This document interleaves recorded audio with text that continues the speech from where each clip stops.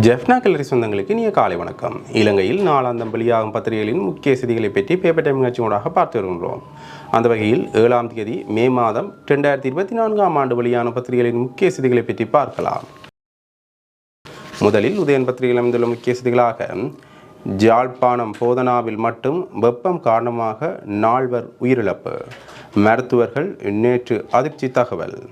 யாழ்ப்பாணம் போதனா மருத்துவமனையில் சேர்க்கப்பட்டிருந்த நோயாளர்கள் சிலர் வெப்பம் காரணமாக மற்றும் வெப்ப அலை காரணமாக ஏற்படும் ஹீட் ஸ்ட்ரோக் காரணமாக உயிரிழந்துள்ளனர் என்று யாழ்ப்பாணம் போதனா மருத்துவமனையின் பொது மருத்துவ நிபுணர் பேரானந்த ராஜா தெரிவித்துள்ளார்.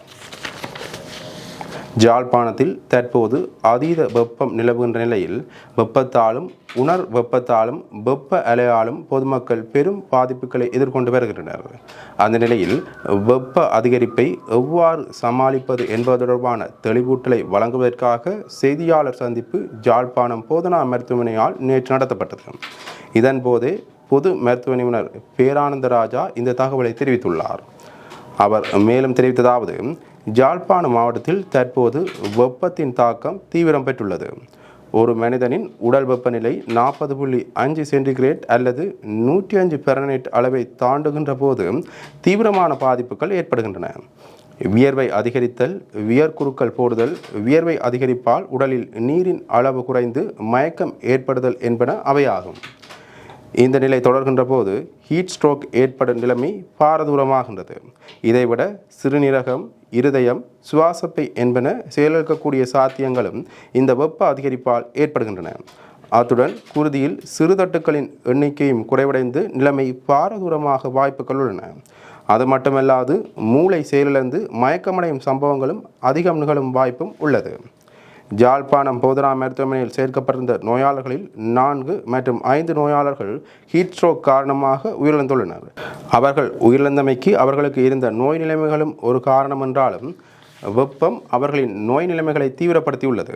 எனவே வெப்பத்தின் பேராபத்தான தன்மையில் இருந்து எம்மை காப்பாற்றிக் கொள்ள முடியுமான அத்தனை நடவடிக்கைகளையும் நாம் மேற்கொள்ள வேண்டும் என்றவாறாக அந்த செய்தி தொடர்ந்து செல்கின்றது. முதற் பக்கத்தில் அமைந்துள்ள மற்றொரு முக்கிய செய்தியாக, யாழ் போதனாவில் ஆளணி குறைவு, விரைவில் தீர்வு தேவை, பணிப்பாளர் வலியுறுத்து. யாழ்ப்பாணம் போதனா மருத்துவமனையில் ஆளணி பற்றாக்குறை காணப்படுகின்றது. இந்த ஆளணி பற்றாக்குறை விரைவில் நிவர்த்திக்கப்பட வேண்டும் என்று யாழ்ப்பாணம் போதனா மருத்துவமனையின் பணிப்பாளர் சத்தியமூர்த்தி தெரிவித்துள்ளார். இதொடர்பில் அவர் நேற்று மேலும் தெரிவித்துள்ளதாவது, யாழ்ப்பாணம் போதனா மருத்துவமனையின் சேற்றிறனை மென்மேலும் வலுப்படுத்த ஆளணி பற்றாக்குறை நிவர்த்தி செய்யப்பட வேண்டும். யாழ்ப்பாணம் போதனா மருத்துவமனையில் 50 மருத்துவ வெற்றிடங்களும் 50 தாதிய வெற்றிடங்களும் 75 சுகாதார சேவை உதவியாளர்கள் வெற்றிடங்களும் காணப்படுகின்றன. இவற்றை நிவர்த்தித்துக் கொள்வதற்கு அனுமதி வழங்கப்பட்டுள்ள போதிலும் இன்னமும் ஆளணி பூர்த்தியாக்கப்படவில்லை என்றவாறாக அந்த செய்தி காணப்படுகின்றது. முதற் பக்கத்தில் அமைந்துள்ள மற்றொரு முக்கிய செய்தியாக, தண்டுவடம் பாதித்த பெண் பாலியல் கொடுமையால் சாவு. போரின் போது படுகாயமடைந்து தண்டுவடம் பாதிக்கப்பட்டு தாயின் பராமரிப்பில் இருந்து வந்த பெண் ஒருவர் கடந்த 3ஆம் தேதி உயிரிழந்துள்ளார். அவர் போதைக்கு அடிமையான ஒருவரால் பாலியல் துன்புறுத்தல்களுக்கு உள்ளாக்கப்பட்டுள்ளார் என்று விசாரணைகளில் தெரிய வந்துள்ளது. 2007ஆம் ஆண்டு முள்ளந்தண்டு பகுதியில் தோட்டா துளைத்த நிலையில் இடுப்புக்கு கீழ் இயங்காமல் சக்கர நாட்காலியின் துணையுடன் அந்த பெண் தந்தை இல்லாத நிலையில் தாயின் பராமரிப்பில் வாழ்ந்து வந்துள்ளார். குறித்த பெண்ணின் இளைய சகோதரனின் போதை பழக்கத்தின் ஊடாக ஏற்பட்ட பழக்கத்தில் வீட்டுக்கு வந்து செல்லும் அயலவரான நபர் ஒருவரால் அந்த பெண் பாலியல் துன்புறுத்தலுக்கு உட்படுத்தப்பட்டுள்ளதுடன் பாலியல் வன்புணர்வு முயற்சிக்கும் மேற்கொள்ளப்பட்டுள்ளது என்றும் குற்றம் சாட்டப்பட்டுள்ளது. ஏப்ரல் மாதம் முதல் வாரத்தில் வீட்டுக்குள் விவரமில்லாத நேரத்தில் அத்துமீறி நுழைந்த அந்த நபர் படுக்கையில் இருந்த பெண்ணை பாலியல் வன்புணர்வுக்கு உட்படுத்த முயற்சித்துள்ளார். சிறுநீர் வெளியேறுவதற்காக பொருத்தப்பட்டிருந்த குழாயை அந்த நபர் இழுத்து எறிந்ததை அடுத்து குறித்த பெண் கூக்குரல் இட்டதால் வன்புணர்வு செய்ய முயற்சித்தவர் தப்பியோடியுள்ளார். கடந்த 3ஆம் தேதி வெள்ளிக்கிழமை மேற்படி பெண் இறந்து கிடந்ததை அடுத்து தருமபுரம் போலீசாருக்கு தகவல் வழங்கப்பட்டு கிளிநொச்சி மாவட்ட மருத்துவமனைக்கு சடலம் கொண்டு செல்லப்பட்டுள்ளது. இறப்பு தொடர்பில் பருத்துறை சட்ட மருத்துவ அதிகாரி கனகசபை வாசுதேவா கடந்த 4ஆம் தேதி விசாரணைகளை மேற்கொண்டுள்ளார்.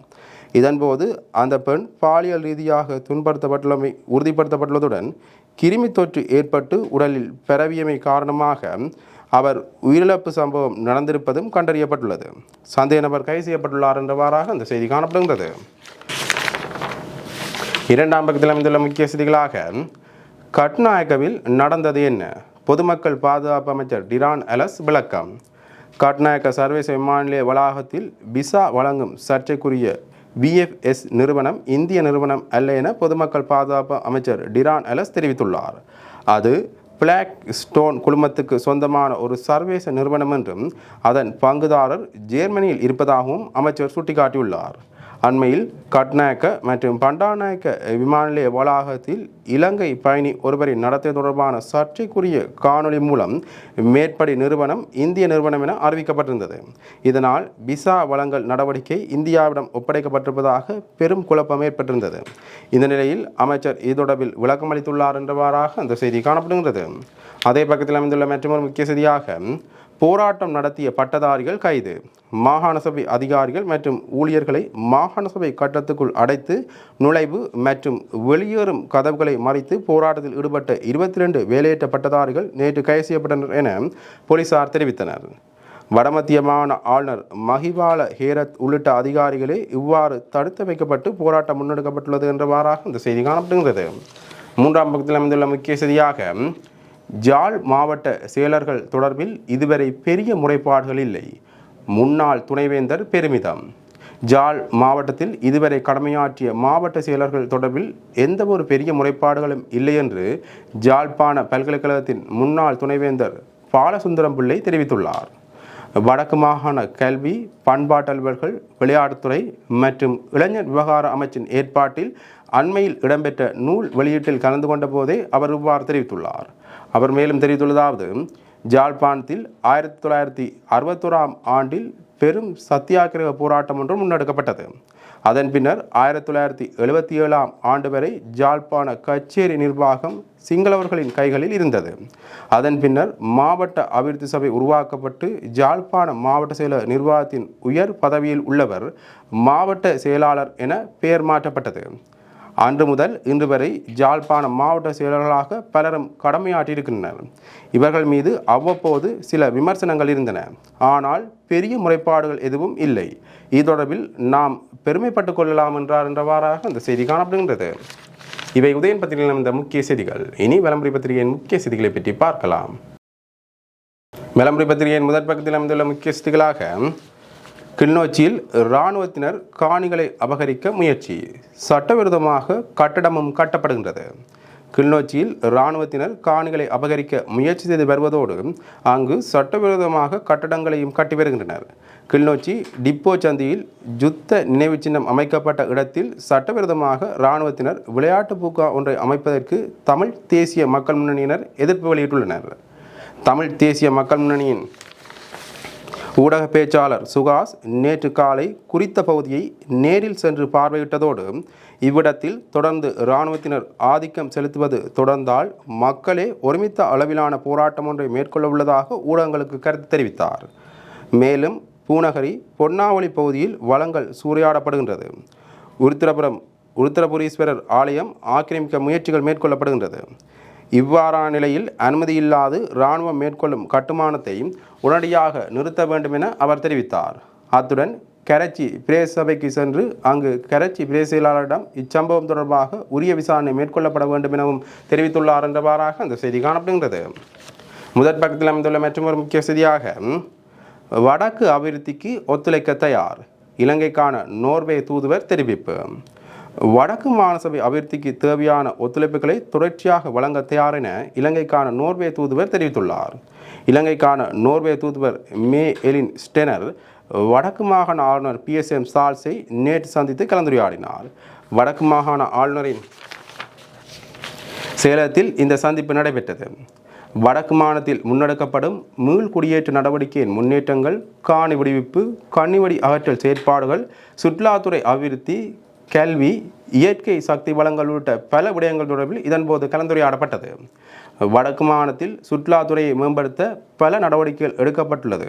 எனினும் சுற்றுலா வழிகாட்டிகள் போதிய எண்ணிக்கையில் இல்லை எனவும் தங்குமிட வசதிகள் போதுமான அளவு இல்லை எனவும் குறிப்பிட்ட ஆளுநர் சுற்றுலாத்துறையை மேம்படுத்த முதலீடுகள் தேவைப்படுவதாகவும் தெரிவித்தார்.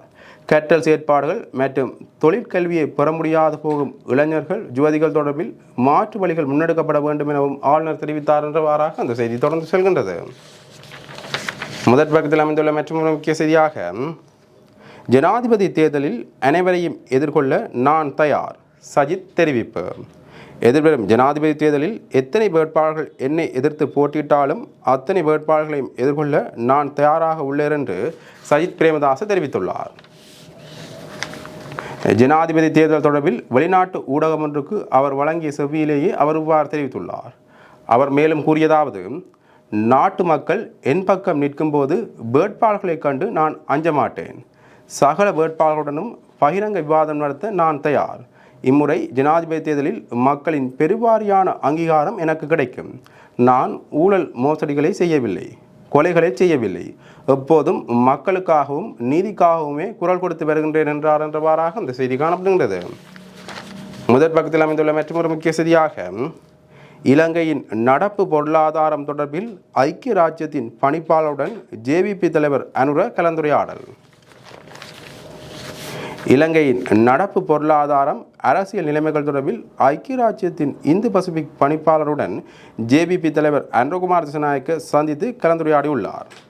ஐக்கிய ராஜ்யத்தின் வெளிவார பொதுநலவாய மற்றும் அபிவிருத்தி அலுவலகத்தின் இந்து பசிபிக் பிராந்திய பணிப்பாளர் பென் மெலருக்கும் தேசிய மக்கள் சக்தியின் தலைவர் அனுரகுமார் திசாநாயக்கவுக்கும் இடையிலான சந்திப்பொன்று இடம்பெற்றுள்ளது. குறித்த சந்திப்பானது நேற்று பிற்பகல் மக்கள் விடுதலை முன்னணியின் தலைமையகத்தில் இடம்பெற்றது என்றவாறாக அந்த செய்தி தொடர்ந்து சேர்கின்றது. முதற் பக்கத்தில் அமைந்துள்ள மற்றொரு முக்கிய செய்தியாக, கெஹலியவின் மறியல் நீடிப்பு. தரமற்ற ஊசியை இறக்குமதி செய்தமை தொடர்பில் முன்னாள் சுகாதார அமைச்சர் கெஹலிய ரம்புக்பல் உள்ளிட்ட 8 சந்தேக நபர்களுக்கு எதிர்வரும் 20ஆம் தேதி வரை விளக்கமறியல் நீடிக்கப்பட்டுள்ளது. இது தொடர்பான வழக்கு மாலியாகந்த நீதிவான் நீதிமன்றத்தில் நேற்று திங்கட்கிழமை விசாரணைக்கு எடுத்துக்கொள்ளப்பட்ட போதே இந்த உத்தரவு பிறப்பிக்கப்பட்டுள்ளது. இதேவேளை இந்த வழக்கு தொடர்பில் கைது செய்யப்பட்டு விளக்கமறியலில் வைக்கப்பட்டிருந்த சந்தேக நபர் ஒருவர் நேற்று பிணையில் விடுவிக்கப்பட்டுள்ளமையும் குறிப்பிடத்தக்கது என்றவாறாக அந்த செய்தி காணப்படுகின்றது. இவை விளம்பர பத்திரிகையில் இந்த முக்கிய செய்திகள். இனி தினக்குரல் பத்திரிகையின் முக்கிய செய்திகளை பற்றி பார்க்கலாம். தினக்குரல் பத்திரிகையின் முதற் பக்கத்தில் அமைந்துள்ள முக்கிய செய்திகளாக, ஜனாதிபதி ரணிலுக்கு மொட்டு தரப்பு கடும் அழுத்தம். பாராளுமன்றம் 15க்கு முன் கலைக்கப்படுமா? ஜூன் இறுதியில் அல்லது ஜூலை ஆரம்பத்தில் பொதுத் தேர்தலை நடத்தலாம் என்றும் அவர்கள் யோசனை. இம்மாதம் 15ஆம் தேதிக்கு முன்னர் பாராளுமன்றத்தை கலைக்குமாறு ஜனாதிபதி ரணில் விக்ரமசிங்கவுக்கு பொதுஜன பெரமுனவினர் கடும் அழுத்தங்களை பிரயோகிக்க ஆரம்பித்துள்ளதாக தெரிவிக்கப்படுகின்றது. மே 15ஆம் தேதிக்கு முன்னர் பாராளுமன்றத்தை கலைத்தால் ஜூன் இறுதியில் அல்லது ஜூலை ஆரம்பத்தில் பொதுத் தேர்தலை நடத்தலாம் என்று பொதுஜன பெரமுனவில் யோசனைகள் முன்வைக்கப்பட்டுள்ளதாகவும், இதன்படி அந்த கட்சியின் முக்கியஸ்தர்கள் ஊடாக ஜனாதிபதிக்கு கடும் அழுத்தங்களை பிரயோகிக்க ஆரம்பித்துள்ளதாக பொதுஜன பெரமுன தகவல்கள் தெரிவிக்கின்றன. இதேவேளை அண்மையில் பசில் ராஜபக்ச ஜனாதிபதி ரணில் விக்ரமசிங்கவை சந்தித்த போதும் கட்சியின் இந்த நிலைப்பாடு தொடர்பில் மீண்டும் வலியுறுத்தியுள்ளதாகவும், ஆனால் ஜனாதிபதி தரப்பில் இதற்கு இதுவரையில் இணக்கம் வெளியிடப்படவில்லை என்றும் கூறப்படுகின்றது. இருப்பினும் ஜனாதிபதி தேர்தலுக்கு முன்னர் பொதுத் தேர்தலுக்கு செல்ல வேண்டும் என்ற நிலைப்பாட்டில் உறுதியாக இருக்கும் பொதுஜன பெரமுனவினர் ஜனாதிபதிக்கு கடும் அழுத்தங்களை கொடுக்கும் வகையில் நடவடிக்கைகளை முன்னெடுக்க ஆரம்பித்துள்ளதாக அரசியல் தகவல்கள் தெரிவிக்கின்றன. அத்துடன் ஜனாதிபதி மறுத்தால் பொதுத் தேர்தலுக்கு செல்வதற்கான யோசனையை பாராளுமன்றத்தில் நிறைவேற்ற முடியுமா என்பது தொடர்பில் மீண்டும் ஆராய்ந்து வருவதாகவும் கூறப்படுகின்றது என்றவாறாக அந்த செய்தி தொடர்ந்து செல்கின்றது. முதற் பக்கத்தில் அமைந்துள்ள மற்றொரு முக்கிய செய்தியாக, முதலில் பொதுத் தேர்தல் நடந்தால் நாட்டுக்கு ஆபத்து. ஸ்திரமற்ற பாராளுமன்றம் உருவாகிவிடும். கமன்பில தெரிவிப்பு. ஜனாதிபதி தேர்தலுக்கு முன்னர் பொதுத் தேர்தல் நடக்குமாக இருந்தால் ஸ்திரமற்ற பாராளுமன்றம் உருவாகி நாடு மேலும் மோசமான நிலைக்கு தள்ளப்பட்டுவிடும் என்று பிவிதுரை ஹெல உரிமைய கட்சி தலைவரான பாராளுமன்ற உறுப்பினர் உதயகமன்பில தெரிவித்துள்ளார். கொழும்பில் ஹெல உரிமைய கட்சி தலைமையகத்தில் நடைபெற்ற செய்தியாளர் சந்திப்பிலேயே அவர் இவ்வாறு தெரிவித்துள்ளார். அதன்போது அவர் மேலும் கூறுகையில், ஜனாதிபதி தேர்தலுக்கு முன்னர் பொதுத் தேர்தலை நடத்தினால் அது நாட்டுக்கே பாதிப்பாக அமையும். முதலில் ஜனாதிபதி தேர்தல் நடந்து பொதுத் தேர்தல் நடக்குமாக இருந்தால் ஜனாதிபதி தெரிவான தரப்பினருக்கே பொதுத் தேர்தலில் வெற்றி கிடைக்கும். அவ்வாறு அன்றி முதலில் பொதுத் தேர்தல் நடக்கும்போது எந்த தரப்புக்கும் பெரும்பான்மை கிடைக்காது போகும் என்பதுடன் ஸ்திரமற்ற பாராளுமன்றமே உருவாகும். அதன் பின்னர் நடக்கும் ஜனாதிபதி தேர்தலில் வெற்றி பெறுபவருக்கு 2.5 வருடங்களுக்கு பாராளுமன்றத்தை கலைக்க முடியாது போகும்.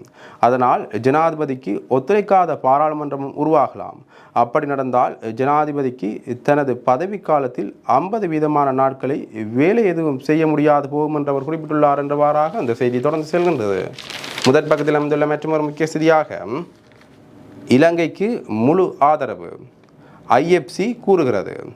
இலங்கையின் தற்போதைய சீர்திருத்தங்களுக்காக தங்கள் ஆதரவையும் உறுதிப்பாட்டையும் சர்வதேச நிதி நிறுவனத்தின் ஆசிய பசிபிக்கான துணைத் தலைவர் ரிக்கார்டோ புலுட்டி உறுதி செய்துள்ளார். இலங்கைக்கு 2 நாள் விஜயத்தை மேற்கொண்டிருந்த ரிக்கார்டி புலுட்டி அனைவரையும் உள்வாங்கிய பொருளாதார வளர்ச்சிக்காக தனியார் துறையினர் தலைமை தாங்கும் அபிவிருத்தியின் முக்கியத்துவத்தையும் வலியுறுத்தியுள்ளார். இலங்கை ஜனாதிபதி, மத்திய வங்கி ஆளுநர், வலுசக்தித்துறை அமைச்சர் உட்பட பலரை இலங்கை விஜயத்தின் போது அவர் சந்தித்து பேச்சுவார்த்தைகளை மேற்கொண்டார் என்றவாறாக அந்த செய்தி தொடர்ந்து செல்கின்றது. முதற் பக்கத்தில் அமைந்துள்ள மற்றொரு முக்கிய செய்தியாக ஜேவிபி மீண்டும் ஆயுதம் தூக்குமா சந்தேகம் எழுப்புகிறது ஐக்கிய மக்கள் சக்தி. ஜேவிபி மீண்டும் ஆயுத நடவடிக்கைக்கு தயாராகி வருகிறதா என்ற சந்தேகம் எழுந்துள்ளதாக ஐக்கிய மக்கள் சக்தியின் அஜித் பி பெரேரோ தெரிவித்துள்ளார். ஜனதா விமுக்தி பெரமுனா அரசாங்கத்தின் கீழ் சட்டத்தை நிர்வகிக்கும் அதிகாரம் உள்ளூர் மட்டத்திற்கு வழங்கப்படும்.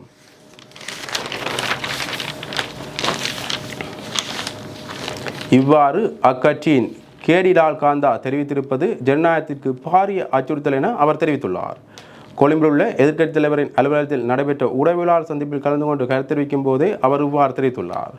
இங்கு அவர் மேலும் கூறுகையில் 88 மற்றும் 89ஆம் ஆண்டில் பல்லாயிரக்கணக்கான மக்களின் மரணத்திற்கு வழிவகுத்த அரசியல் மீண்டும் தலை தூக்குகின்றது. ஜேவிபிக்கு குறைந்த எண்ணிக்கையிலான உறுப்பினர்கள் இருந்தபோது ஜேவிபியின் கிராம குழுக்களின் மூலம் நீதி வழங்கப்பட்டதை நாம் நினைவில் கொள்கின்றோம். அதன் மூலம் பலர் கொல்லப்பட்டனர் என்று அவர் குறிப்பிட்டுள்ளார் என்றவாறாக அந்த செய்தி தொடர்ந்து செல்கின்றது. முதற் பக்கத்தில் அமைந்துள்ள மற்றொரு முக்கிய செய்தியாக திண்ம கழிவகற்றும் நிலையத்தில் தீ பரவல், விசமிகளின் செயலால் காரைக்காலில் பரபரப்பு. யாழ் இணைவில் காரைக்காலில் உள்ள நல்லூர் பிரதேச சபையின் திண்ம கழிவுகள் அகற்றும் நிலையத்தில் நேற்று திங்கட்கிழமை இரவு 7:30 மணியளவில் பாரிய அளவில் திடீர் தீப்பரவல் ஏற்பட்டுள்ளது. பாரிய தீப்பரவல் தொடர்பாக அப்பகுதி பொதுமக்கள் கோப்பாய் போலீசாருக்கும் நல்லூர் பிரதேச சபையின் செயலாளருக்கும் உடனடியாக தகவல் வழங்கினார். இந்த நிலையில் அப்பகுதிக்கு விரைந்த ஜாழ் மாநகர சபையின் தீயணைப்பு படை பிரிவினரும் நல்லூர் பிரதேச சபையின் பவுசர் மூலம் பிரதேச சபை ஊழியர்களும் தீயை கட்டுப்படுத்துவதற்காக நீண்ட நேரமாக போராடி வந்தனர். எனினும் தீப்பரவலை கட்டுப்பாட்டுக்குள் கொண்டு வருவதில் சிக்கல் நிலை நீடித்திருந்தது. தீ வேகமாக கொழுந்துவிட்டு எரிந்திருந்தது. உக்கக்கூடிய உக்க முடியாத பிளாஸ்டிக் பொலித்தீன்கள் என அனைத்து வகையான குப்பைகளும் பாரியளவில் மேற்படி திண்ம கழிவு அகற்றும் நிலையத்தில் மலை போல குவிந்து கிடந்த நிலையிலேயே திடீர் தீப்பரவல் ஏற்பட்டுள்ளது என்றவாறாக அந்த செய்தி தொடர்ந்து செல்கின்றது. இவை தினக்குள் பத்திரிகையில் அமைந்த முக்கிய செய்திகள். இன்று வெளியான பத்திரிகைகளின் முக்கிய செய்திகளை பற்றி பார்த்தோம். தொடர்ந்தும் பத்திரிகை செய்திகளை அறிந்து கொள்ள பேப்பர் டைம் நிகழ்ச்சியுடன் இணைந்திருங்கள். நன்றி, வணக்கம்.